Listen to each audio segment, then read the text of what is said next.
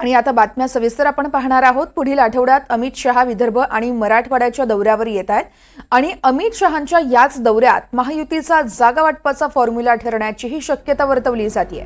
विधानसभा निवडणुकीच्या पार्श्वभूमीवर अमित शहांचा हा दौरा अतिशय महत्त्वाचा मानला जातोय। 24 आणि 25 सप्टेंबर रोजी छत्रपती संभाजीनगरमध्ये अमित शहा मतदारसंघनिहाय बैठका देखील घेतील। यावेळेस देवेंद्र फडणवीस, चंद्रशेखर बावनकुळे, भूपेंद्र यादव यांच्यासह मराठवाड्यातील प्रमुख नेते उपस्थित असतील। ते मराठवाड्यातील भाजप नेत्यांशी 24 सप्टेंबरला संध्याकाळी 6 वाजता छत्रपती संभाजीनगरमध्ये चर्चा करणार आहेत। तर अमित शहा हे 24 आणि 25 सप्टेंबरला नागपूर, छत्रपती संभाजीनगर, नाशिक आणि कोल्हापूर या शहरांमध्ये भाजपच्या नेत्यांकडून निवडणूक तयारीचा आढावा घेणार असल्याची माहिती आहे।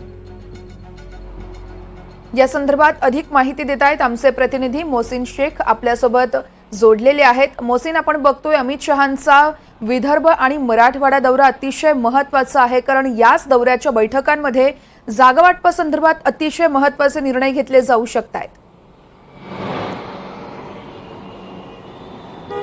वर्षा, विधानसभा निवडणुकीसाठी आता काही काळ शिल्लक राहिलेला आहे, त्यामुळे आता सर्वच पक्ष कामाला लागले असताना भाजपचे नेते अमित शहा हे 23-24 रोजी संभाजीनगरमध्ये असणार आहे आणि या 24 तारखेला म्हणजे संभाजीनगरमध्ये जे दौऱ्यात ते महत्त्वाची बैठक एक आयोजित करण्यात आलेली आहे, ज्यात भाजपचे देवेंद्र फडणवीस असतील, चंद्रशेखर बावनकुळे असतील आणि मराठवाड्यातील काही महत्त्वाचे नेते असतील, या सर्वांची बैठक होणार आहे। आणि या बैठकीत जागा वाटपाबाबत आपण महायुतीच्या इतर पक्षांसोबत काय चर्चा करायची याबाबत पक्षांतर्गत पहिल्यांदा चर्चा होणार आहे।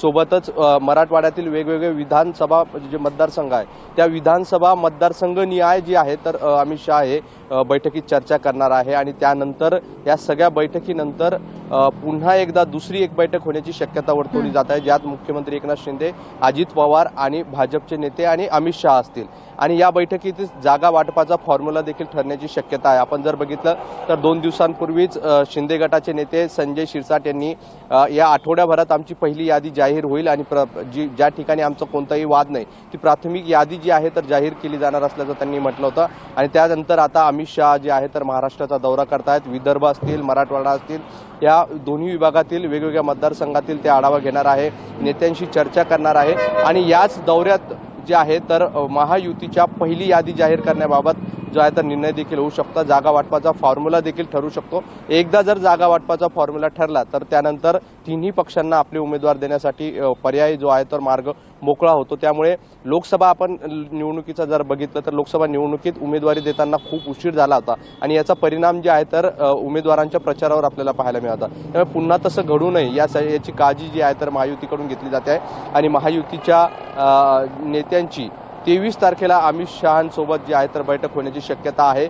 सुरुवातीला भाजपच्या प्राथमिक पक्ष म्हणजे प्राथमिक जी त्यांचे भाजपचे नेते आहेत किंवा भाजपची जी कोर कमिटी आहे निवडणूक संबंधित त्यांची अमित शहांसोबत आधी बैठक होईल आणि त्यानंतर जे आहे तर महायुतीच्या जागा वाटपाच्या फॉर्म्युलावर देखील चर्चा होऊ शकते। त्यामुळे आता विधानसभा निवडणुकीच्या अनुषंगाने महायुती कामाला लागलेली आहे आणि पुढील आठवड्यात यावर जागा वाटपाबाबत एखादा मोठा निर्णय होण्याची देखील शक्यता आहे।